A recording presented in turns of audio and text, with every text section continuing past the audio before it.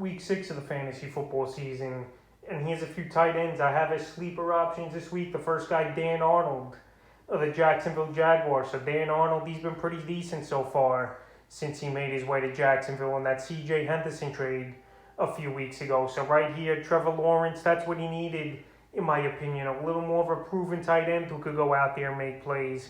And so far, that's what he's done with his new team over here, is Dan Arnold in Jacksonville. Week 4 in his debut, where he was limited, obviously, not knowing the playbook at Cincinnati. 2 catches, 29 yards. And week 5 versus Tennessee, 6 catches, 64 yards, and a fumble loss on 8 targets. So right here, he led all Jag players in receiving yards over there in week 5 versus Tennessee. In week 6 here, a pretty decent matchup versus the Miami Dolphins. I give up the 15th most fantasy points to tight ends this season. So right here, Jacksonville and Miami. I think it's going to be a weird type of game where both defenses will play pretty decent, but it'll be a tight game till the end here. And I think Dan Arnold can make a few plays in this game, and it wouldn't surprise me to see him reach double digits in PPR fantasy leagues. The next tight end's Mo Alley-Cox of the Indianapolis Colts. So Mo Alley-Cox, he's re-emerged now over the last couple weeks here with this Colt team. 4 at the Miami Dolphins, 3 catches, 42 yards,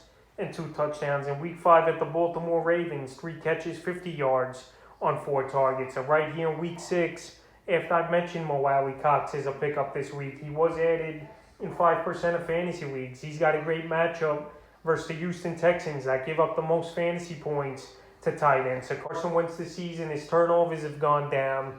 Mo Alley-Cox and Wentz now are starting to gain momentum playing with each other more, with Mo Alley-Cox emerging, like I mentioned, over the last 2 games. And it wouldn't surprise me to see him in this one find the end zone with at least 30 or 40 yards in the third and final tight end I like as a sleeper this week's Cecile Jones of the Washington football team. Cecile Jones this week's versus one of his former teams in the Kansas. The last 2 games since Thomas went down. Week 4 at Atlanta in relief in the middle of that game. 2 catches, 19 yards. In week 5 versus the Saints, a decent PPR day. 5 catches for 41 yards on a whopping 9 targets. So he's a big body.